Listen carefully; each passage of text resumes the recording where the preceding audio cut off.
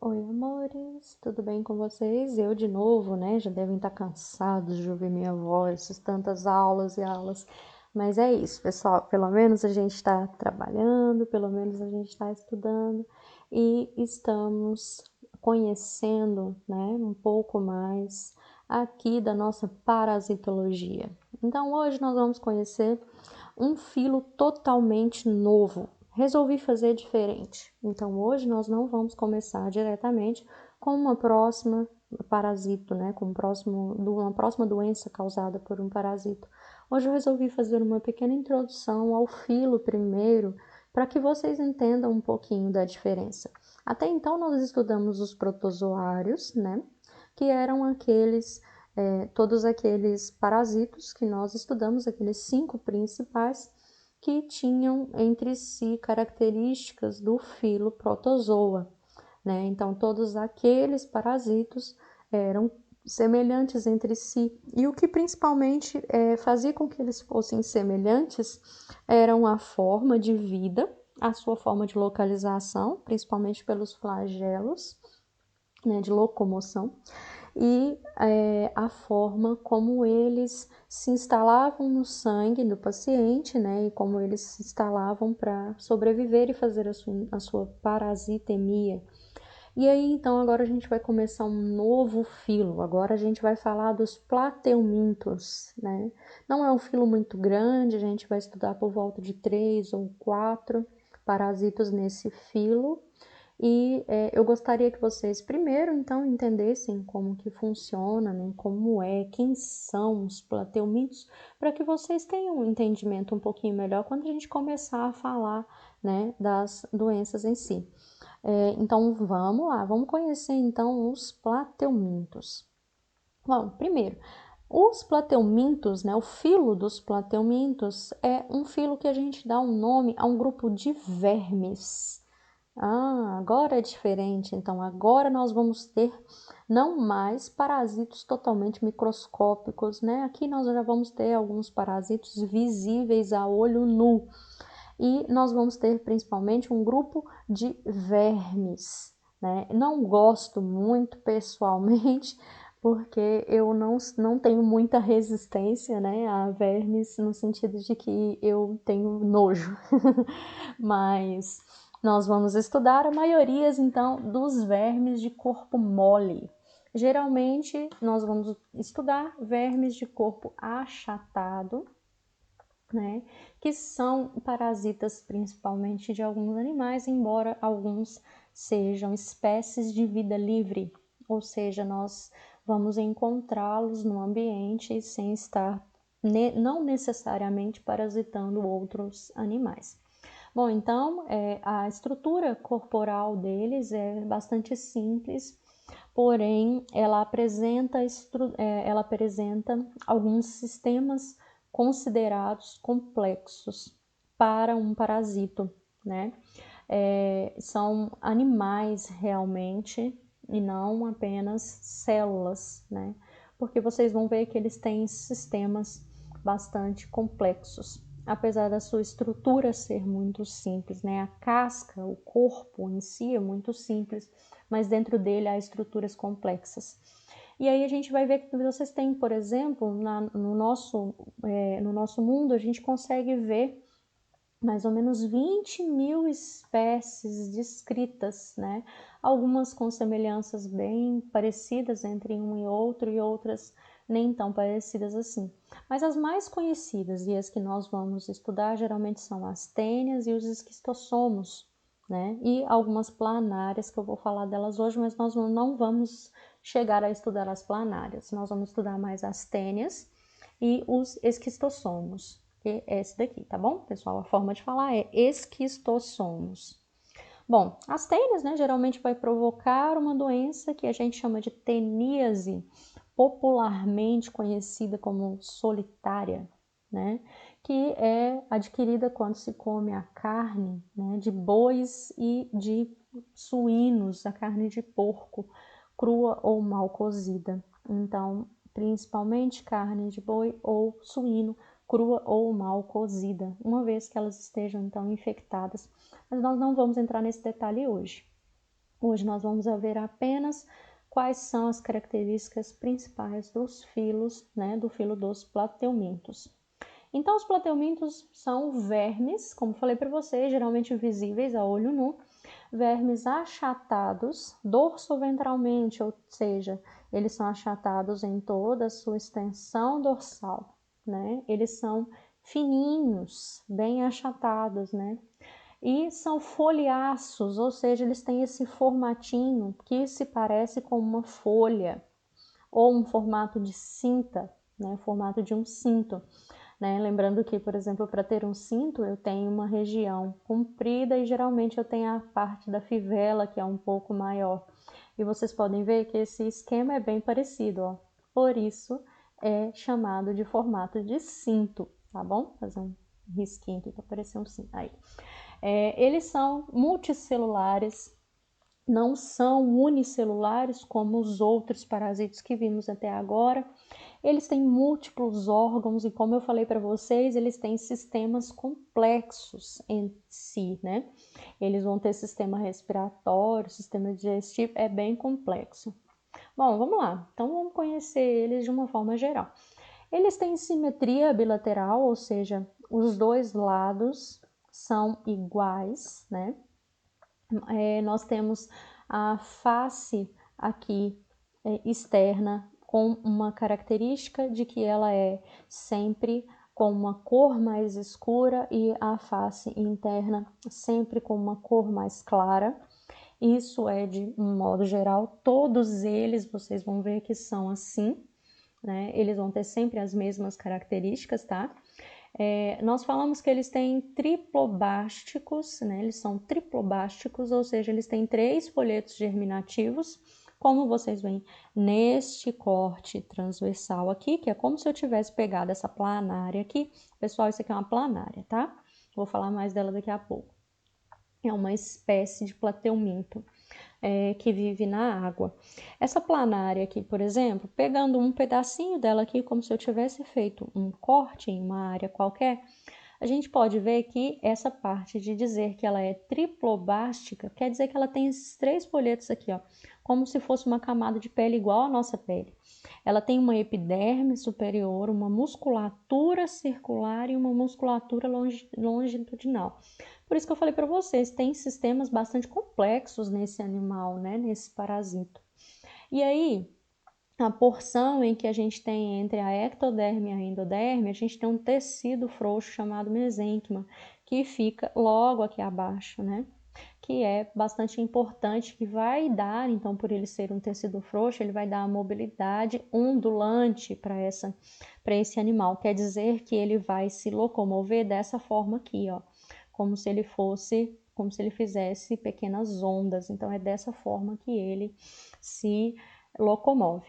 Bom, eles vão ter órgãos sensoriais como os ocelos, né, que está aqui. E vocês podem perceber que os ocelos parecem pequenos olhinhos, olha só, né? Realmente parece 2 olhinhos. E realmente é visível. É até engraçadinho, porque fica parecendo que é como se fosse uma lesma com 2 olhinhos bem fáceis da gente perceber. Bom, o sistema digestivo deles é incompleto, né? Ou em alguns casos ausentes. Incompleto porque eles não têm ânus, né, tadinho? Ele não tem o ânus lá para poder fazer a defecação, para poder fazer a excreção dos seus componentes que ele não vai utilizar, né, da sua alimentação. Mas eles têm um sistema que vai agir no lugar do ânus. Então, mais para frente falo para vocês como que funciona, tá? Não vão ter, então, um sistema esquelético, mas eles têm um sistema respiratório de uma forma rudimentar, mas tem algumas glândulas servem como sistema respiratório, como por exemplo essa faringe que vocês conseguem ver aqui. E esse sistema circulatório deles também não é muito complexo ou até mesmo é ausente, tá? Então, falando um pouquinho de estrutura, né, corporal, a gente vai ter uma forma de dividir o corpo do animal em 4 porções. Primeiro, a porção anterior, que é essa porção aqui, né, que é a região da cabeça. porção posterior, que é a região final da cauda do animal, né? A porção dorsal, que é essa porção de cima, a região do meio do corpinho dele, só que pela parte de cima, e a ventral, que é a de baixo, tá? Que é aquela que eu falei para vocês, que é branca, a porção ventral vai ser sempre branca, e a porção dorsal vai ser sempre pigmentada, uma coloração um pouco mais escura, né? Dessa forma aí, então, a gente tem a divisão de todos os plateumintos, né? Então, eles vão ser revestidos por fora e por dentro com uma espécie de cutícula, que é como se fosse uma pequena pele deles, e essa pele produz um muco. Esse muco é como se fosse uma gosma pela qual eles vão se movimentar, né? Parece muito mesmo com uma lesma, mas não é uma lesma, tá, pessoal? É uma estrutura parecida. Os oocelos, que são os olhinhos, né, como eu falei para vocês, que são fotorreceptores, eles não enxergam como nós enxergamos, mas eles conseguem ter percepção de luz e de escuridão. Eles têm uma pequena musculatura nessa pele, que é o que permitem eles terem esse movimento, como eu falei para vocês, né? Eles se movimentam dessa forma, de maneira ondulante, como vocês veem aqui nesse desenho, e, né, nesse desenho aqui. E aí, isso é permitido porque eles têm uma musculatura que vai ultrapassar todo o corpo deles, né? Permitindo que eles façam essa locomoção. Tem essa faringe, que é protrátil, ou seja, ela pode entrar e sair de dentro do organismo, né? Essa faringe é uma forma que eles têm para poder respirar, e eles têm um pequeno sistema nervoso, né, dentro das suas estruturas, e esse sistema nervoso faz com que ele tenha, então, a percepção de todo o seu ambiente e do que está ao redor, né? Aqui dentro, isso aqui é uma forma de mostrar como eles são por dentro. Aqui dentro tem algumas coisas importantes que a gente precisa saber. Geralmente na parte de cima, né, nós vamos ter os ovários, tá? E algumas espécies, como aqui, por exemplo, a planária e a tênia também é dessa forma, vão ter as duas estruturas, ou seja, eles são hermafroditos. Eles vão ter os ovários, né, da fêmea, e vão ter também uma vesícula seminal e um pênis também da região do macho. Então, o que vai acontecer, né? Eles são autofecundáveis. Então, a região seminal geralmente manda aqui, então, para os ovários alguns gametas, e aí acontece ali, então, a fertilização, e eles vão ter uma reprodução assexuada, né? De uma forma que ele mesmo pode dar origem a outro com as suas próprias com seus próprios gametas masculino e feminino. Mais pra frente a gente vai falar um pouquinho, e quando a gente falar também separadamente de cada um, eu explico um pouco melhor, tá bom? Bom, o sistema excretor deles, como eu falei para vocês, né, o sistema intestinal, eles não têm ânus, mas eles têm uma estrutura que se chama células flama. O que acontece com essas células flamas? Células flamas são essas estruturinhas como vocês estão vendo aqui, ó, esses vermelhinhos, tá? Isso não fica visível, isso fica por dentro do plateuminto, tá? E funciona como se fosse uma célula excretora, ou seja, uma forma de que ele tem de fazer a excreção de todo aquele nutriente que ele não usa, de tudo aquilo que é realmente para excretar, de que é exceção, né, daquilo que ele se alimentou. Geralmente elas são como se fosse um grupo de pequenos flagelos e elas batem, elas, né, ficam ali sempre batendo, fazendo isso, ó, desse jeito aqui, mais ou menos. E aí elas vão captar, então, né, o que o animal não vai usar dentro do seu organismo e ela expele, joga para fora, né? Então, isso funciona como uma forma de excreção. O sistema nervoso deles tem um par de gânglios, né, geralmente associados ao sistema nervoso, conectado pelos nervos transversais, que vão levar toda a informação aqui dos oocitos aqui na frente, dos olhinhos deles, até todo o corpo, até o final aqui da porção exterior. O organismo dele geralmente é hermafrodito, como falei para vocês, eles têm os dois gametas, mas dentre alguns, né, vão ter sexos separados, né, eles vão ter então um acasalamento. E nesse caso aqui, a maioria dos que tem esses sexos separados, que fazem um acasalamento, alguns a gente tem importância clínica, né? O desenvolvimento de reprodução deles, como falei para vocês, né? Vão ter um acasalamento, aí nesse caso a porção final deles é que vai estar então os gametas masculinos e femininos, né? O macho, por exemplo, vai fazer a inoculação dos óvulos da fêmea nessa região aqui, e aí elas vão então fazer uma estrutura que vai se chamar de cápsula. Essa cápsula é como se fossem pequenos ovos, mas eles não são colocados fora, né? Eles ficam aqui na fêmea. Depois, quando eles já estão maturados, né, essas planárias já jovens, elas se soltam dessa cápsula, desse pequeno ovo e ficam livres no local, né? Ficam livres, por exemplo, na água. Já a forma assexuada, a gente pode ter então o caso em que, quando se corta em qualquer região, principalmente na porção final de uma planária, essa reprodução assexuada se chama como fissão. Esse pequeno pedacinho que foi cortado, ele se desenvolve em uma nova planária, né? Esse pequeno pedacinho, ele amadurece e vai então se transformar em uma nova planária, tá? Não é uma divisão binária como nós vimos até agora, mas é uma forma em que, se eu apenas cortar, se ela tiver um corte ou perder um pequeno pedacinho, esse pedacinho vai dar origem a um outro ser, tá bom? Bom, as planárias, né, geralmente, elas têm uma forma de reprodução bastante peculiar. Essa tirinha aqui achei bem interessante, né? Você está grávida? Sim. É menino ou menina? Sim. Ah, às vezes eu esqueço que nós somos uma planária, né? Ou seja, elas podem ser hermafroditas. Então, uma única planária, ela pode ter em si, né, um macho e uma fêmea, porque ela mesma é macho e fêmea, né? Porque elas são hermafroditas também. Cansada da solidão, Hortência resolveu acabar com tudo. Vou morrer, né? Acabou a vida. Tchau, tchau. O problema é que as planárias têm alta capacidade regenerativa. Pelo lado bom, agora a Hortência também não está mais sozinha, né? Então, como o que eu falei para vocês, quando acontece o corte de uma das regiões, dá origem, então, a uma outra planária, né? Dá origem, então, a um outro plateuminto.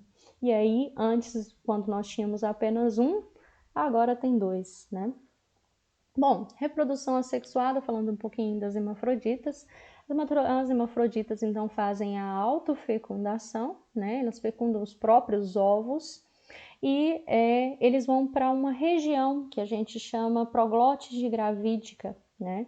Essas regiões, essa proglótide gravídica é como se fosse uma pequena seção. Esse daqui, por exemplo, é uma forma de uma tênia, tá? Essa tênia, ela tem pequenas seções, tá vendo? Esses cortezinhos aqui, ó, como se fossem pequenas áreas. Cada uma dessas áreas é chamada de proglótide. Essas proglótides, né, em uma certa região, ela vai ter que, então, o sistema feminino, como aqui nesse exemplo, e aqui em cima elas vão ter os sistemas masculinos. Um vai mandar os gametas para o outro, vai acontecer, então, a fertilização e os óvulos, né, vão para uma região chamada de proglótide gravídica e vão ficar armazenados ali, né, nessa região. Uma vez que eles já estejam totalmente desenvolvidos, esses ovos vão ser depositados, vão sair do organismo dela, e esses ovos, quando estiverem na região fora da própria tênia, eles vão eclodir e vão dar origem a outras, tá bom? Essa é a forma de reprodução assexuada, perdão, da autofecundação. Bom, nós temos 3 classes. Dessas 3 classes, nós temos mais de 20.000 espécies, mas nós só vamos estudar algumas. As 3 classes que nós temos é a tubelária, que é as planárias, que é o que eu dei o maior exemplo até agora, né? As planárias costumam ser de vida livre, não são parasitas, e elas são algumas classes que a gente vê muito mais em água, né? São presentes em lagos, em pequenas poças, em regiões onde nós temos bastante líquido, bastante água. Nós temos também a classe trematoda, que são os esquistossomos, tá? Aqui, nesse caso aqui, que sim é o parasito da esquistossomose, doença do lado do caramujo. Elas são parasitárias e um dos grandes exemplos é o esquistossoma e o fascículo, que a gente vai ver um pouquinho mais para frente. E tem também a classe cestoda, que é a classe das tênias, que são também parasitos, né? E a gente vai ter as tênias de um modo geral. Bom, vamos lá. Falar um pouquinho então da tubelária, sendo que nós não vamos estudar elas, eu vou apenas apresentá-las para vocês, tá? Elas são de formas livres, são nadantes, né? Elas vivem na água. Esse daqui é um exemplo de uma tubelária bastante pigmentada. A gente diz que essa tubelária ela é uma tubelária colorida. E aqui a gente tem uma tubelária já com forma de verme com uma cor só, né? Essa tubelária aqui, como vocês veem, é um bom exemplo de tudo que a gente viu até agora, né? Aqui os oscistos dela, né? Dá até uma trocadinha na língua aqui.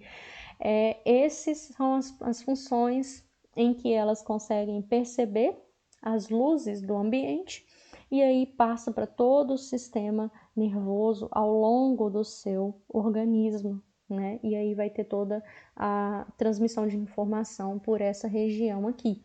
O tamanho costuma ser de 1 milímetro até 30 centímetros de extensão, como eu falei para vocês, todas elas são visíveis. Elas são o grupo mais conhecido, mas elas não são parasitas, exceto parasitas, né, de alguns peixes. Elas podem ser parasitas de animais aquáticos também, né? Elas se locomovem no muco que as glândulas delas vão produzir, como eu falei para vocês, como se fosse uma lesma mesmo.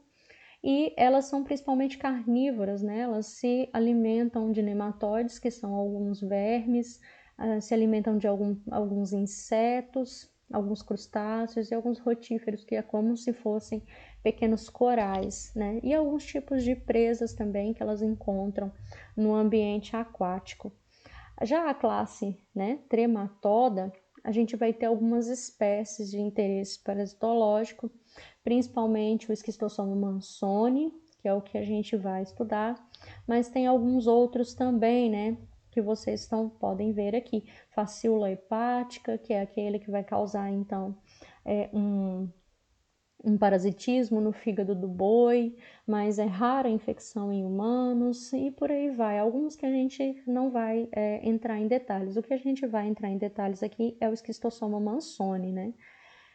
E aí, então, alguns trematóides, por exemplo, vão causar doenças, né, no adulto e vão ter como, por exemplo, endoparasitos de alguns vertebrados, como é o caso de alguns outros que vocês podem ver aqui. Mas o que importa para a gente desses aqui é o esquistossoma mansoni.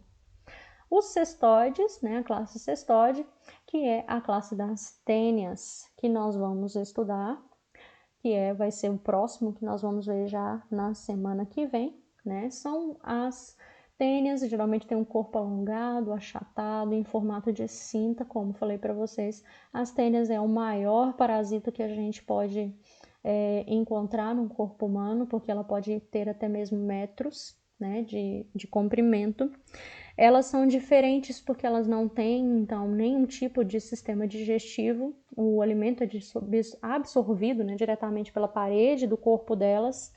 São endoparasitos, parasitos internos, né, geralmente no intestino dos homens, intestino de animais, intestino de mamíferos, né? E em alguns casos, algumas formas larvais podem ter, por exemplo, como algum hospedeiro intermediário, algum vertebrado ou invertebrado, mas é um pouco mais raro. A maioria deles são parasitos do interior de intestino de mamíferos. Algumas são heteroxenas, né? Ou seja, a gente tem 2 hospedeiros no ciclo, raramente tem um só. Além da tênia, né, que a gente vai estudar, a gente tem também alguns outros, como o Echinococcus, o Hymenoptera e o Dipilídeo. Esses 3, né, sei que vocês gostam de ouvir os nomes certinhos, o nome desse aqui é Echinococcus, esse aqui é Hymenoptera e esse aqui é Dipilídeo, tá? Esses 3, a gente pode ter, por exemplo, algumas infecções, mas não são tão comuns. Dessa classe, a mais comum mesmo é a tênia, que é a que a gente já vai estudar na semana que vem, tá bom? Pessoal, era isso, espero que vocês tenham entendido. Essa foi uma forma de fazer uma introdução, né, aos plateumintos, para que vocês saibam a diferença e saibam que agora a gente vai começar a estudar um novo tipo de parasito daqui para frente, tá bom? Então é só isso, muito obrigada e até semana que vem.